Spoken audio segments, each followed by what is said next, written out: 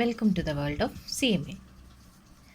അപ്പോൾ നമ്മൾ level of stock അതിൻ്റെ തിയറി പാർട്ട് അല്ലേ, നമ്മളത് എന്താണ്, എങ്ങനെയാണ് ഫോർമുല എല്ലാം വന്നത് എന്നുള്ളത് കണ്ടു കഴിഞ്ഞു. ഇനി നമുക്ക് മെറ്റീരിയലിൽ കൊടുത്തിരിക്കുന്ന ഇല്ലുസ്ട്രേഷൻ പ്രോബ്ലവും പ്രാക്ടിക്കൽ പ്രോബ്ലവും ചെയ്യാം. ഇല്ലുസ്ട്രേഷൻ 1ഉം 2ഉം EOQ ആയിരുന്നു. ഇനി ഇല്ലുസ്ട്രേഷൻ 3 അതാണ് ലെവൽസ് ഓഫ് സ്റ്റോക്ക് കാണാനുള്ളത്. ഇതിൽ component A and B are used as follows. നമ്മൾ കാണുമ്പോൾ എയുടെയും ബിയുടെയും കാണണം, ഇതെല്ലാം കാണണം. Normal usage 300 unit normal usage ആണ്, അതായത് ആവറേജ് യൂസേജ് ആണ്. മാക്സിമം യൂസേജ് അല്ലേ, മാക്സിമം യൂസേജ് തന്നിട്ടുണ്ട്, മിനിമം യൂസേജ് തന്നിട്ടുണ്ട്, റീഓർഡർ ക്വാണ്ടിറ്റി തന്നിട്ടുണ്ട്. അപ്പോൾ EOQ നമുക്കിനി തിരിച്ച് കണ്ടുപിടിക്കേണ്ട, അതിനുള്ള ഒന്നും തന്നിട്ടില്ല. റീഓർഡർ പീരീഡ് തന്നിട്ടുണ്ട്, അതിലും റീഓർഡർ പീരീഡിൽ എന്താ തന്നേക്കണത്, മിനിമം തന്നിട്ടുണ്ട്, മാക്സിമം തന്നിട്ടുണ്ട് അല്ലേ. അപ്പോൾ നമുക്ക് ആവറേജ് കണ്ടുപിടിക്കാനായിട്ട് എളുപ്പമാണ്. ഇനി റീഓർഡർ ലെവൽ എന്നുള്ളതിന് നമ്മൾ എന്താണ് ഫോർമുല പിടിച്ചത്, maximum usage into maximum reorder period അല്ലേ. ആ മാക്സിമം യൂസേജ് എന്നുള്ളത് എന്താണ്, മാക്സിമം യൂസേജ് എന്നുള്ളത് 450 ആണ് ഇൻറ്റു മാക്സിമം റീഓർഡർ പീരീഡ് എത്രയാണ്, 6 ആണ്. അപ്പോൾ എയുടെ കേസിൽ 6 ആണ്, ബിയുടെ കേസിൽ 4 ആണ്. ഓക്കെ. ഇനി അടുത്തത് മിനിമം ലെവൽ എന്താണ്, മിനിമം ലെവൽ എന്ന് വെച്ചാൽ എങ്ങനെ പഠിച്ചത്, റീഓർഡർ ലെവലിൽ നിന്ന് എന്തോരം അല്ലേ, റീഓർഡർ ചെയ്യാൻ നേരത്തെ എന്തോരം കുറയാനായിട്ട് മിനിമം ആയിട്ട് വരാനുള്ള സാധ്യതയുണ്ടെന്ന്. അപ്പോൾ റീഓർഡർ ലെവൽ നമ്മളിവിടെ കണ്ടുപിടിച്ചു. അത് കഴിഞ്ഞ് എന്താണ് നോർമൽ കൺസംഷൻ എന്താ, നോർമൽ യൂസേജ് എന്താണ് 300, normal usage into normal reorder period എന്നുള്ളത് എങ്ങനെയാണ് കണ്ടുപിടിക്കുന്നത്, 6 + 4 10 ഡിവൈഡഡ് ബൈ 2 5 4 + 2 6 ഡിവൈഡഡ് ബൈ 2 3. അങ്ങനെയാണ് നോർമൽ റീഓർഡർ പീരീഡ്. അപ്പോൾ മിനിമം ലെവലും കിട്ടി. ഇനി മാക്സിമം ലെവൽ എന്ന് വെച്ചാൽ എന്താണ്, മാക്സിമം ലെവലിന് എന്താണ് ഫോർമുല, മാക്സിമം ലെവൽ എന്ന് വെച്ചിട്ടുണ്ടെങ്കിൽ reorder level plus reorder quantity, reorder level ഉണ്ട്, റീഓർഡർ ക്വാണ്ടിറ്റി ഉണ്ട്, മൈനസ് മിനിമം കൺസംഷൻ ഏതാണ് 150, minimum consumption into minimum reorder period എത്രയാണ് 4, മിനിമം റീഓർഡർ പീരീഡും കണ്ടുപിടിക്കാം. 4 ഇതിന് 2, അങ്ങനെ മാക്സിമം ലെവലും കിട്ടി. ഇനി ആവറേജ് സ്റ്റോക്ക് ലെവൽ എന്ന് വെച്ചാൽ എന്താണ്, ആവറേജ് സ്റ്റോക്ക് ലെവൽ എന്ന് വെച്ചിട്ടുണ്ടെങ്കിൽ minimum level plus maximum level divided by 2. മിനിമം ലെവലിന് ഒരു ആൻസർ കിട്ടിയിട്ടുണ്ടാവും, മാക്സിമം ലെവലിന് ഒരു ആൻസർ കിട്ടിയിട്ടുണ്ടാവും, അത് ഡിവൈഡഡ് ബൈ 2 ചെയ്യുമ്പോൾ ആവറേജ് ലെവൽ കിട്ടും. ഇനി ആവറേജ് ലെവൽ സ്റ്റോക്ക് ലെവലിന് കഴിഞ്ഞ ക്ലാസ്സിൽ പറയാത്തൊരു കാര്യം കൂടി പറയാം. ആവറേജ് സ്റ്റോക്ക് ലെവലിന് 2 ഫോർമുലയുണ്ട്. അതായത് ഒന്ന് minimum level plus maximum level divided by 2 ഉണ്ട്, പിന്നെ minimum level plus half of reorder quantity ഉണ്ട്. ഹാഫ് ഓഫ് റീഓർഡർ ക്വാണ്ടിറ്റി എന്നുള്ളത് ഉദ്ദേശിക്കുന്നത് എന്താണെന്ന് വെച്ചിട്ടുണ്ടെങ്കിൽ, നമ്മൾ കഴിഞ്ഞ ക്ലാസ്സിൽ പഠിച്ചു ഒരു മെറ്റീരിയൽ ഇട്ട് വെക്കാനായിട്ട് അല്ലേ ഒരു ബിൻ ഉണ്ടാവും എന്നുള്ളത് പഠിച്ചു. ആ ഒരു ബിൻ കൂടാതെ സാധാരണ ചില കമ്പനീസിൽ ഇനി ഇതിൻ്റെ പാതി വരണ ഒരു ബിന്നും കൂടി ഉണ്ടാവും. അതായത് ഇതിൻ്റെ പാതി വരണ ഒരു ബിന്നും കൂടി ഉണ്ടാവും. ഇത് വലിയൊരു ബിന്നും, ഇത് എമർജൻസി സിറ്റുവേഷനിൽ യൂസ് ചെയ്യാൻ വേണ്ടിയിട്ടാണ്. അതുകൊണ്ടാണ് ഈ 2 ബിന്നുള്ള കേസസിലാണ് എന്താണ് ഹാഫ് ഓഫ് റീഓർഡർ ക്വാണ്ടിറ്റി എന്ന് പറയുന്നത്. ഇതിലും പാതി ഉണ്ടാവും, ഇതിൻ്റെ പാതിയല്ലേ ഇതിലുള്ളത്, അതുകൊണ്ടാണ് ഹാഫ് ഓഫ് റീഓർഡർ ക്വാണ്ടിറ്റി 2 ബിന്നുള്ള കേസസിലാണ് അങ്ങനെ പറയുന്നത്. ഇപ്പോൾ എക്സാമിന് എങ്ങനെ എഴുതണമെന്ന് വെച്ചിട്ടുണ്ടെങ്കിൽ നമുക്ക് 2 എഴുതിയാലും വേറെ ഒന്നുണ്ട്, 2 രീതിയിൽ കണ്ടുപിടിച്ചാലും 2 ആൻസർ ആയിരിക്കുള്ളൂ. അതായത് ഒരു ബിൻ ഉപയോഗിച്ച് മാത്രം അത് പ്രോബ്ലം ഇരിക്കണം പോലെ minimum level plus maximum level divided by 2 കണ്ടുപിടിക്കുമ്പോൾ ഒരു ആൻസറും, ഹാഫ് ഓഫ് റീഓർഡർ ക്വാണ്ടിറ്റി ഉപയോഗിച്ചാലും minimum level plus half of reorder quantity ഉപയോഗിച്ചാലും അതിന് വേറൊരു ആൻസറും ആയിരിക്കും. 2 എഴുതണമെങ്കിൽ എഴുതാം, അല്ല ഏതെങ്കിലും ഒരെണ്ണം എഴുതിയാലും ഉത്തരം കറക്റ്റായിരിക്കും. 3rd പ്രോബ്ലം കഴിഞ്ഞാൽ പിന്നെ 12th പ്രോബ്ലമാണ് റീഓർഡർ ലെവലായിട്ട് ലെവൽസ് ഓഫ് സ്റ്റോക്ക് ലെവലായിട്ട് വരുന്ന പ്രോബ്ലം. അതിൽ ഇതിലും ഇതേപോലെ തന്നെ 2 കമ്പോണൻസ് ഉണ്ട്, A ആൻഡ് B എന്നുള്ളത്. അതിൽ നോർമൽ യൂസേജ് കൊടുത്തിട്ടുണ്ട്, നോർമൽ യൂസേജ് ഉണ്ട്, റീഓർഡർ ക്വാണ്ടിറ്റി തന്നിട്ടുണ്ട്. അപ്പോൾ EOQ തിരിച്ച് നമ്മൾ കണ്ടുപിടിക്കേണ്ട. മാക്സിമം യൂസേജ് ഉണ്ട്, മിനിമം യൂസേജ് ഉണ്ട്. പിന്നെ റീഓർഡർ പീരീഡ് ഉണ്ട്, അതിൽ മിനിമം ഉണ്ട് മാക്സിമം ഉണ്ട്, ബിക്കും അതേപോലെ തന്നെ ഉണ്ട്. പിന്നെ റീഓർഡർ ലെവൽ കാണാം. റീഓർഡർ ലെവൽ കാണാനുള്ളത് എന്താണ്? മാക്സിമം യൂസേജ് എത്ര? 75. Maximum usage into maximum reorder period എത്രയാണ്? 6. ഇതിന് 4 ആണ്. അങ്ങനെ കാണാം. ഇനി അടുത്തത് മിനിമം ലെവൽ. മിനിമം ലെവൽ എന്ന് വെച്ചാൽ എന്താണ്? Reorder level. ഇപ്പം നമ്മൾ റീഓർഡർ ലെവൽ കണ്ടുപിടിച്ചിട്ടുണ്ട്. ആ റീഓർഡർ ലെവൽ എത്ര കിട്ടി? 450 എക്കും 300 ബിക്കും കിട്ടിയിട്ടുണ്ട്. ആ 450 reorder level minus normal consumption. Normal consumption എത്രയാണ്? 50. Normal consumption into normal reorder period. Normal period reorder period എത്രയാണ്? Normal reorder period 4ഉം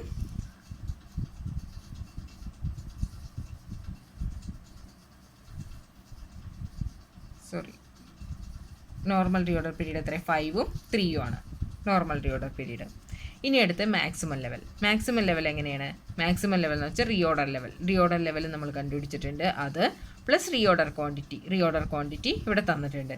minus minimum consumption. Minimum consumption എത്രയാണ്? മിനിമം കൺസംഷൻ എത്രയാണ്? 25. Minimum consumption into minimum reorder period. Minimum reorder period എത്രയാണ്? 4ഉം 2 ആണ് minimum reorder period. ഇനി average stock level. Average stock level എന്താണ്? Average stock level എന്ന് വെച്ചിട്ടുണ്ടെങ്കിൽ ഒന്ന് minimum ലെവലും മാക്സിമം ലെവലും ഡിവൈഡഡ് ബൈ 2 ഇടുക. ഇനി ഒന്ന് എന്താ പറഞ്ഞത്? Minimum level plus half of reorder quantity. Reorder ക്വാണ്ടിറ്റിയുടെ ഹാഫ് എടുത്തിട്ട് പ്ലസ് മിനിമം ലെവലിൻ്റെ കൂടെ ആഡ് ചെയ്തും വയ്ക്കാം. ഓക്കെ, ചെയ്യേണ്ട ആവശ്യമില്ല. ഇത് ജസ്റ്റ് ആ ഫോർമുലയിൽ അപ്ലൈ ചെയ്താൽ മതി. ഫോർമുല എന്തുകൊണ്ട് അങ്ങനെ വന്നു എന്നുള്ളത് നമ്മൾ ആ ഫസ്റ്റ് തിയറി പാർട്ടിൽ പഠിക്കുകയും ചെയ്തു. ഇനി അടുത്ത പ്രോബ്ലം എന്നുള്ളത് ഇല്ലുസ്ട്രേഷൻ 19 ആണ്. ഇല്ലുസ്ട്രേഷൻ 19 അനുസരിച്ച് ഇതിൽ കൊടുത്തിരിക്കുന്നത് reorder level, maximum level, minimum level, danger level. ഇതാണ് കണ്ടുപിടിക്കാൻ തന്നേക്കുന്നത്. അതിൽ അടുത്ത അതർ ഇൻഫോർമേഷൻ എന്താണെന്ന് വെച്ചാൽ reorder quantity is to be calculated on the base of reorder quantity നമ്മൾ കണ്ടുപിടിക്കുന്നത്. ഇത്രയും നമ്മൾ ഈ 2-3 പ്രോബ്ലം ചെയ്തതിൽ റീഓർഡർ ക്വാണ്ടിറ്റി അവർ തന്നിട്ടുണ്ടായി. ഇതിൽ നമ്മൾ EOQ കണ്ടുപിടിക്കണം, അത്രയേ ഉള്ളൂ. Cost of placing purchase order 20 എന്ന് വെച്ചാൽ എന്താണ്? ഓർഡറിങ് കോസ്റ്റ് O ആയിട്ട് എടുക്കണം. Number of unit to be purchase during the year. ഒരു വർഷത്തേക്കാണ് പറഞ്ഞേക്കുന്നത്. അപ്പോൾ ഇതാണ് A ആയിട്ട് എടുക്കേണ്ടത്. Purchase price per unit inclusive of transportation cost is ₹50. അതായത് പർച്ചേസ് പ്രൈസിൽ ട്രാൻസ്പോർട്ടേഷൻ കോസ്റ്റ് ഇൻക്ലൂഡ് ചെയ്തിട്ടുണ്ട്. പ്രത്യേകിച്ചൊന്നും എടുക്കേണ്ട, അതങ്ങനെ തന്നെ വിട്ടേക്ക്. Annual cost of storage per unit. Annual cost storage per unit ഇവിടെ എന്താണ്? ഇതാണ് C ആയിട്ട് എടുക്കേണ്ടത്. ഇനി details of lead time. Average 10 days. Average തന്നിട്ടുണ്ട്, മാക്സിമം ലീഡ് ടൈം റീഓർഡർ ലെവലില്ലേ അത് തന്നിട്ടുണ്ട്. ആവറേജ് തന്നിട്ടുണ്ട്, മാക്സിമം തന്നിട്ടുണ്ട്, മിനിമം തന്നിട്ടുണ്ട്. Emergency purchase 4 days. Emergency purchases 4 days എന്ന് വെച്ചാൽ എന്ത് കാണാനായിരിക്കും? Danger level കാണാനായിരിക്കും.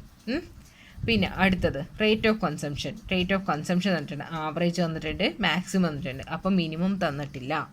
അപ്പോൾ നമ്മൾ maximum plus minimum divided by 2 അല്ലേ ആവറേജ്. അപ്പോൾ അത് വെച്ച് ആ ഫോർമുല വെച്ച് എന്ത് കണ്ടുപിടിക്കണം? മിനിമം കണ്ടുപിടിക്കണം. ഓക്കെ, അപ്പോൾ ഇനി ഫസ്റ്റ് എന്താണ്? നമുക്ക് റീഓർഡർ ലെവൽ. ഇപ്പം നമ്മൾ ഇത് കണ്ടുപിടിച്ചത് ഇപ്പം നമ്മൾ എഴുതിയില്ലേ 2AO ഡിവൈഡഡ് ബൈ C. അത് വെച്ച് എന്താണ്? EOQ കണ്ടുപിടിക്കാം. EOQ കണ്ടുപിടിച്ച് കഴിഞ്ഞാൽ ഇനി എന്താണുള്ളത്? ഇനി കണ്ടുപിടിക്കേണ്ടത് എന്താണ്? മാക്സിമം ഉണ്ട്, ആവറേജ് ഉണ്ട്, മിനിമം കൺസംഷൻ കണ്ടുപിടിക്കുക. മിനിമം കൺസംഷൻ എങ്ങനെ കണ്ടുപിടിക്കേണ്ടത്? നോർമൽ കേസിൽ നമ്മൾ ആവറേജ് എങ്ങനെ കണ്ടുപിടിക്കുന്നത്? ആവറേജ് ലെവൽ എങ്ങനെ കണ്ടുപിടിക്കുന്നത്? Maximum plus minimum divided by 2 അല്ലേ? അങ്ങനെ കണ്ടുപിടിക്കണം. ഇപ്പോൾ ആവറേജ് എന്നുള്ളത് ഇവിടെ തന്നിട്ടുണ്ട്, 15 തന്നിട്ടുണ്ട്. മാക്സിമം എന്നുള്ളത് 20 തന്നിട്ടുണ്ട്. മിനിമം തന്നിട്ടില്ല, അതാണ് നമുക്ക് അറിയേണ്ടത്. 2 ഉണ്ട്. അപ്പോൾ എന്ത് ചെയ്യണം? 50 × 2 അല്ലേ? 15 × 2 ഇട്ടിട്ടുണ്ടെങ്കിൽ എത്ര കിട്ടും? 30 കിട്ടും. 30യുടെ ഈ -20 എടുത്തു കഴിഞ്ഞിട്ടുണ്ടെങ്കിൽ എന്ത് കിട്ടും? മിനിമം കിട്ടും അല്ലേ? മിനിമം. അപ്പോൾ ആ 10 എന്നുള്ളതാണ് എന്ത്?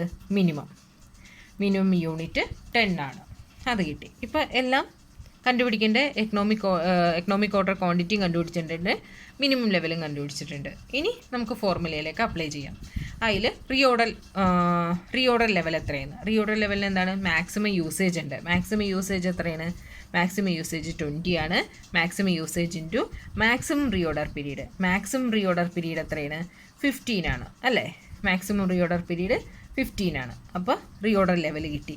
ഇനി മിനിമം ലെവലിൽ എന്താണ്? റീഓർഡർ ലെവൽ ഇപ്പോൾ കിട്ടിയിട്ടുണ്ട്, അത് minus normal average rate of consumption. Average rate of consumption എത്രയാണ്? ആവറേജ് കൺസംഷൻ എത്രയാണ്? 15 ആണ്. ഇൻറ്റു ആവറേജ് റീഓർഡർ പീരീഡ് എത്രയാണ്? 10 ആണ്. അത് വെച്ച് നമുക്ക് മിനിമം ലെവൽ കിട്ടി. ഇനി മാക്സിമം ലെവൽ എത്രയാണ്? മാക്സിമം റീഓർഡർ ലെവൽ ഇപ്പോൾ നമ്മൾ കണ്ടുപിടിച്ചിട്ടുണ്ട്, അത് plus reorder quantity, economic order quantity കണ്ടുപിടിച്ചിട്ടുണ്ട്, അത് minus minimum rate of consumption. Minimum rate of consumption എത്രയാണ്? മിനിമം റേറ്റ് ഓഫ് കൺസംഷൻ എത്രയാണ്? മിനിമം റേറ്റ് ഓഫ് കൺസംഷൻ 10 കണ്ടുപിടിച്ച 10 into minimum reorder period. Minimum reorder period എത്രയാണ്? 6. അത് വെച്ച് മാക്സിമം ലെവലും കണ്ടുപിടിച്ചു. ഇനി ഡേഞ്ചർ ലെവലിൻ്റെ ഫോർമുല എന്താണ്? Average consumption into lead time for emergency purchase. അപ്പോൾ എമർജൻസി പർച്ചേസ് എന്നുള്ളത് ക്വസ്റ്റ്യനിൽ തന്നിട്ടുണ്ട് 4 days ആണെന്നുള്ളത്. ആവറേജ് കൺസംഷൻ എത്രയെന്ന് തന്നിട്ടുണ്ട്? 15 തന്നിട്ടുണ്ട്. 15 into lead time for emergency purchase, അതാണ് ഡേഞ്ചർ ലെവൽ എന്നുള്ളത്. അപ്പോൾ ഈ പ്രോബ്ലം ഓക്കെയാണ്. ഇനി അടുത്തതായിട്ട് ഇതിൽ തന്നിരിക്കുന്നതാണ് ഇല്ലുസ്ട്രേഷൻ 20. ഇല്ലുസ്ട്രേഷൻ 20 അനുസരിച്ച് എന്താണ്? ഇതേപോലെ തന്നെയുള്ള സെയിം പ്രോബ്ലം പ്രീവിയസ് ഇയറിൽ ഏതോ ഒരു എക്സാമിന് ചോദിച്ചിട്ടുണ്ട് കേട്ടോ. അതിൽ നമുക്ക് നോക്കാം. Tube Limited are the manufacturer of picture tube for TV. The following are the details of their operation during the year. അതിൽ average monthly market demand 2000. Monthly average എത്രയാണ്? മാർക്കറ്റ് ഡിമാൻഡാണത്. 2000 ട്യൂബ് എന്ന് പറഞ്ഞിട്ടുണ്ട്. ഓർഡറിങ് കോസ്റ്റ് തന്നിട്ടുണ്ട്, inventory carrying cost തന്നിട്ടുണ്ട്. അപ്പം maximum എന്തായിരിക്കും? അത് ഇഒക്ക് കണ്ടുപിടിക്കാനായിരിക്കും അല്ലേ? കോസ്റ്റ് ഓഫ് ട്യൂബ്, അതും പെർ ട്യൂബിനുള്ളത് തന്നിട്ടുണ്ട്. Normal usage, minimum usage, maximum usage, lead ടൈമും ടു സപ്ലൈ, ലീഡ് ടൈം തന്നിട്ടുണ്ട്. അപ്പോൾ കണ്ടോ, ഇഒക്യു കണ്ടുപിടിക്കണം. ഈ filling to supply quarterly 1500 unit discount price കണ്ടുപിടിക്കണം. റീഓർഡർ ലെവൽ കണ്ടുപിടിക്കണം, മിനിമം ലെവൽ കണ്ടുപിടിക്കണം, മാക്സിമം ലെവൽ കണ്ടുപിടിക്കണം. നമ്മൾ കഴിഞ്ഞ ഇതിൽ പഠിച്ചതെല്ലാം കണ്ടുപിടിക്കണം അല്ലേ? ഇതിൽ സോ സിമ്പിൾ. എന്താണ്? ആനുവൽ എത്രയാണ് പറയേണ്ടത്? ആനുവൽ ഡയറക്റ്റ് ആയിട്ട് തന്നിട്ടില്ല. എങ്ങനെയാണ് തന്നേക്കണത്? ആനുവൽ തന്നേക്കണത് അല്ലേ? ആനുവൽ കാണാനായിട്ട് എന്ത് ചെയ്യണം? ആനുവൽ 100 ട്യൂബ്സ് പെർ വീക്ക് എന്ന് തന്നിട്ടുണ്ട്. അപ്പോൾ ഒരു വീക്കിന് എത്രയാണ്? അതായത് 100 ഇൻറ്റു 52 എടുത്തു കഴിഞ്ഞാൽ 5200 ഇതാണ് ആനുവലായിട്ട് വരണത്. ഇതെന്താണ്? Ordering cost. ഇത് O ആയിട്ട് എടുക്കുക. ഇതെന്താണ്? Inventory carrying cost per tube. അതെന്താണ്? അത് 500-ന് 20% എടുക്കുമ്പോൾ എത്ര വരും? 100 വരും. ഇതാണ് C. അപ്പോൾ A കിട്ടി, O കിട്ടി, C കിട്ടി. ഇനി EOQ ആണ്, എളുപ്പമായി. ഇനി അടുത്തത് എന്താണെന്ന് വെച്ചിട്ടുണ്ടെങ്കിൽ 1500 യൂണിറ്റ് ഓഫ് ഡിസ്കൗണ്ട് ഓഫ് 5% അല്ലേ? 1500 വെച്ചാണെന്നുണ്ടെങ്കിൽ ഫസ്റ്റ് നമ്മൾ EOQ കണ്ടുപിടിച്ചിട്ട് അതിനെത്രയാണോ വരണതെന്നുള്ളത് നോക്കണം. അതിനെത്രയാണ് ടോട്ടൽ ഇൻവെൻട്രി കോസ്റ്റ് എത്രയെന്ന് നോക്കണം. അത് നമുക്ക് നോക്കാം. ഈ പ്രോബ്ലം എടുക്കുമ്പോൾ 2AO ഇത് 52 വീക്സ് വെച്ചിട്ടാണ് A കിട്ടിയെന്ന് പറഞ്ഞല്ലോ. അപ്പോൾ അത് വെച്ചിട്ട് 102 എന്നുള്ളത് EOQ കിട്ടും. EOQ വെച്ചിട്ട് 5000 purchase cost plus associated cost. Purchase cost എത്രയാണ്? 5200 ഇൻറ്റു കോസ്റ്റ് പെർ യൂണിറ്റ്, അത് 500 ട്യൂബ്സ് ആയിരുന്നു. അത് plus 5200 divided by 102 into 100 plus 102 divided by 2 into C. അത് വെച്ചിട്ട് 26,10,198 കിട്ടി. ഇനി അടുത്ത് പറഞ്ഞിരിക്കുന്നത് എന്താണ്? 1500 വെച്ച് എടുക്കുകയാണെന്നുണ്ടെങ്കിൽ 5% ഡിസ്കൗണ്ട് തരാമെന്നുള്ളത്. അതിനെന്ത് ചെയ്യണമെന്ന് വെച്ചാൽ 5200 ഇൻറ്റു 500-ൻ്റെ 5% മൈനസ് ചെയ്യണം. അതായത് 475 വരും. Plus 5200 divided by 102 into 100 plus 102 അല്ലല്ലോ 1500 പ്ലസ് 1500 ഡിവൈഡഡ് ബൈ 2 ഇൻറ്റു ഇവിടെ 100-ൻ്റെ 100-ന് എത്ര പെർസെൻറ്റേജ് ആണ്? 5%. 100-ൻ്റെ 5% വരുമ്പോൾ 95. ഇതിന് എത്ര വരുമെന്ന് നോക്കാം. അപ്പോൾ ഇതിൽ 25,41,596 കിട്ടി. അപ്പോൾ ഏതാണ് ബെറ്റർ? ഏതാണ് ഡിസ്കൗണ്ട് പ്രൈസ് അപ്ലൈ ചെയ്യാനാണ് ബെറ്റർ, കാരണം ഇതിനേക്കാൾ കുറവാണിത്. ഓക്കെ, ഇനി അടുത്ത എന്താ കാണാൻ പറഞ്ഞേക്കണത്? ഇത് നമ്മൾ കണ്ടു. അത് കഴിഞ്ഞ് കഴിഞ്ഞാൽ റീഓർഡർ ലെവലാണ്. റീഓർഡർ ലെവൽ കാണാനുള്ള ഫോർമുല എന്താണ്? Maximum usage into maximum reorder period. അതിൽ മാക്സിമം യൂസേജ് വന്നിട്ടുണ്ട് അല്ലേ? മാക്സിമം യൂസേജ് വന്നിട്ടുണ്ട് into maximum reorder period. Maximum reorder period എന്നുള്ള എത്രയാണ് തന്നിരിക്കുന്നത്? മാക്സിമം റീഓർഡർ പീരീഡ്, അതെ, മാക്സിമം റീഓർഡർ പീരീഡും തന്നിട്ടുണ്ട്. അപ്പോൾ ഇട്ടാണ്. ഇനി അടുത്ത് എന്താണ്? Minimum level of stock. Minimum level of stock കാണാനായിട്ട് എന്താ ചെയ്യേണ്ടത്? റീഓർഡർ ലെവൽ നമ്മളിപ്പോൾ കണ്ടുപിടിച്ച റീഓർഡർ ലെവൽ മൈനസ് എന്താണ്? Normal consumption. നോർമൽ യൂസേജ് എത്രയാണ്? നോർമൽ യൂസേജ് 100 എന്ന് പറഞ്ഞിട്ടുണ്ട്.